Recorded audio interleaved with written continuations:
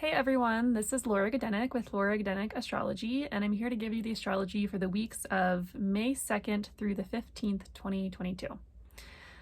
Before I get going for these 2 weeks, I just wanted to start off by mentioning the eclipse that's happening today on April 30th, the day that I'm recording this.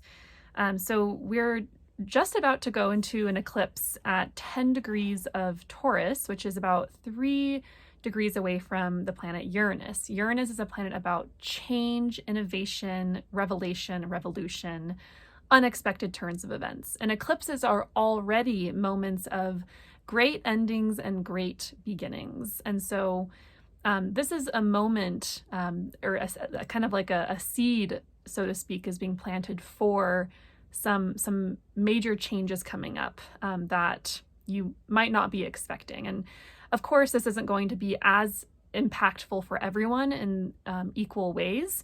It's going to be most impactful if you have planets, personal planets, sun, moon, ascendant, Venus, Mars, Jupiter, Saturn, etc. Around 10 degrees of the fixed signs, which is Taurus, Scorpio, Aquarius, and Leo. So it's going to be most impactful if you have planets or angles around 10 degrees of Taurus, angles being the midheaven, the IC, the ascendant, and the descendant. So this is about unexpected change. This eclipse is ruled by Venus, who is very cozy in the sign of Pisces right now, conjoined with Jupiter. So it's a very auspicious and special moment. So I would say this eclipse is about bringing more positive changes, something good, something fortuitous, an opportunity perhaps. It could be kind of, like shaking, or you might feel, Uranus has that quality of like shaking things up, which can feel kind of scary and unsafe.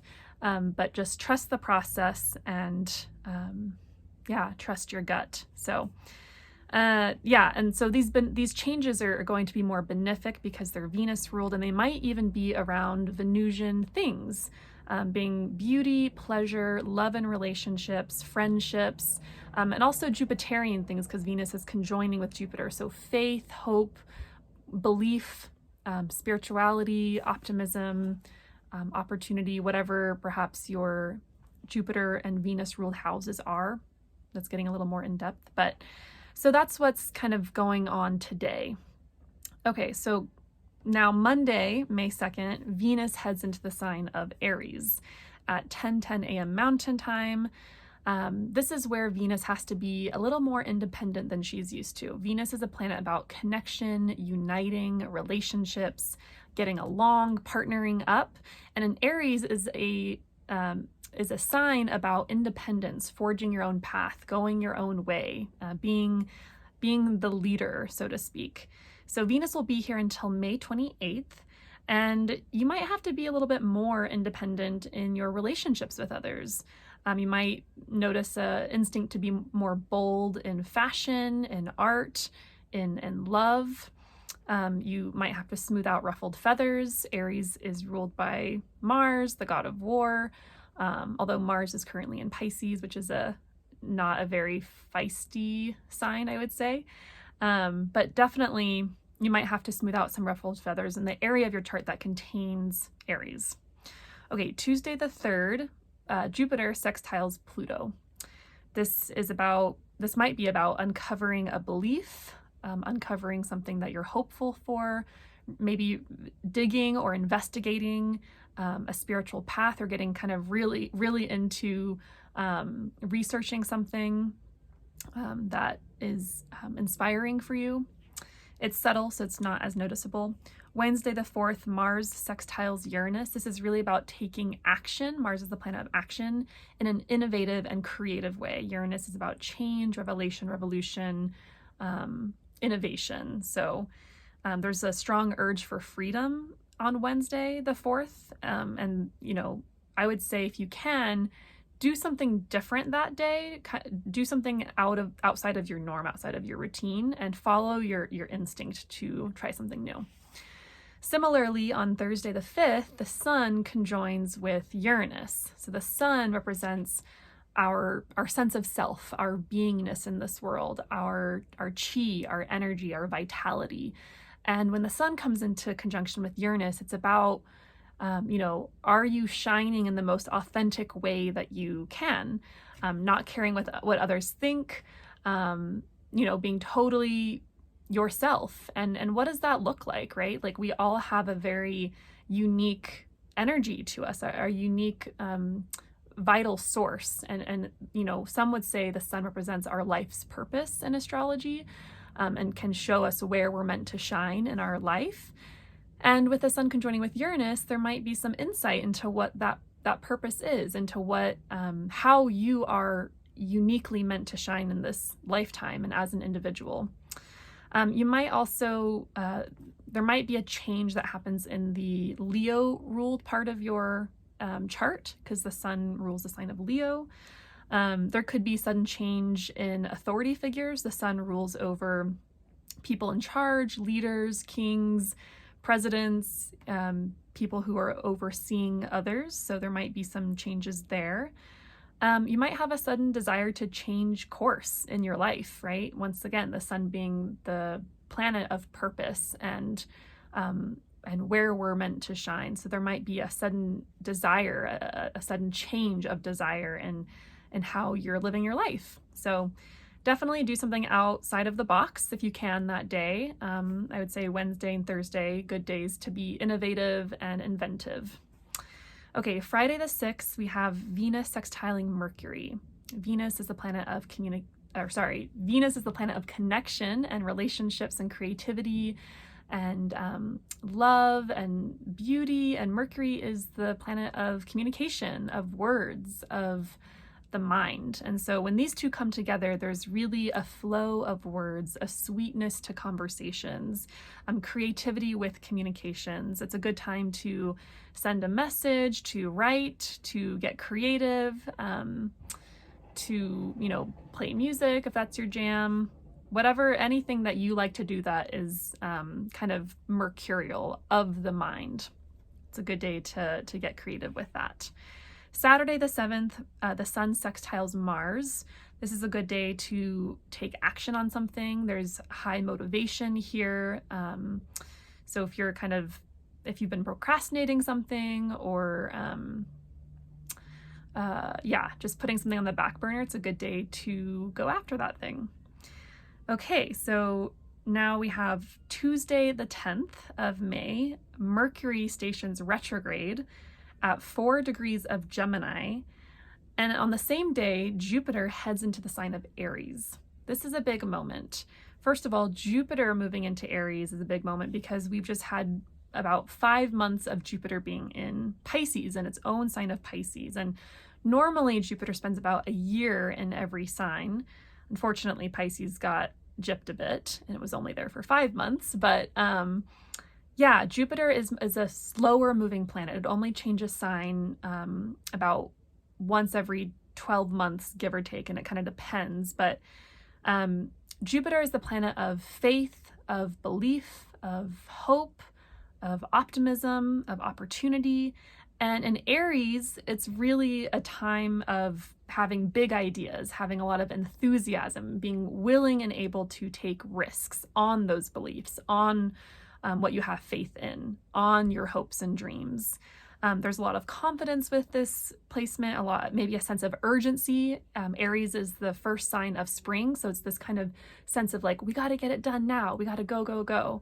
And so there's this intense enthusiasm and urgency to go after a dream or what you hope for, what you desire and want, and what you have faith in. So, it's also obviously going to impact the part of your chart that contains Aries. So whatever house has Aries in it, that part of your chart is going to get a boost. For instance, in my chart, Aries is on the cusp of my 11th house of friends and community and organizations and people in high places and hopes and dreams. And so I'm imagining a big influx of friend activities and getting involved with like group activities and perhaps an organization and things of that nature. So it's going to vary depending on where Aries is in your chart. But what's interesting is this is happening the same day that Mercury stations retrograde in Gemini. So Mercury retrograde is about reflecting on, rethinking something, redoing. It's about reconsidering, going back over the details. So it kind of feels like there's this big idea, this enthusiasm, this big yes, but then Mercury retrograde is like, okay, and how are you going to do that? Like, let's get into the details. Let's get into the nooks and crannies. Let's figure this out. Let's make a plan. So don't be dismayed or put down by that. It's going to be happening to everyone. And these Mercury retrograde moments are very necessary for us to take a step back, go back over all the dotted lines, making sure our T's are crossed, etc. So yeah, there's going to be that reflecting and rethinking on. In particular, you're going to be going back over something that that has passed or that has been happening from April 26th through May 10th. So that time frame, think back to this time frame. Perhaps look in some old journals, maybe your calendar, maybe some photos, maybe like social media posts. What was happening in that time? Because that's what you'll be reflecting upon. Mercury will be retrograde until June 3rd. And then basically from June 3rd to the 19th, that is the time to start taking action on what you've been reflecting on. That's the time to move forward. To do the things again, right? To go the things that you just went over from that April 26th to May 10th timeframe. From June 3rd to the 19th is the time to like take action on those reflections. So that is that. On Sunday the 15th, we also have a pretty big moment. We have an eclipse at 25 degrees of Scorpio. And at the same time, we have the sun making a square to Saturn. So prepare for this day and perhaps maybe a couple days leading up, perhaps a couple days after, to feel intense, perhaps a bit heavy, perhaps cathartic. First of all, sun square Saturn is a heavier energy. It's more serious. It's more contemplative. It's more it's just challenging in general. And Saturn is a planet of hard work, duty, responsibility. It's a planet of isolation and loneliness. So it might feel kind of, sad and lonely that day, or you might have a lot of responsibility and a lot to get done, and it might feel a bit overwhelming.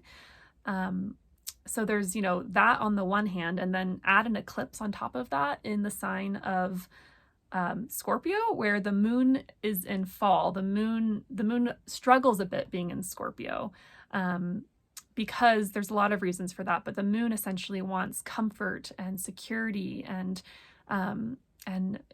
a sense of belonging and connection with others. And Scorpio is a sign that likes to delve into deep waters and really likes to dig beneath the surface of things and figure things out and uncover and have hard conversations, right? So the moon is uncomfortable in Scorpio because, how comfortable is it to uncover something, right? That's kind of going beyond safe territory, so to speak.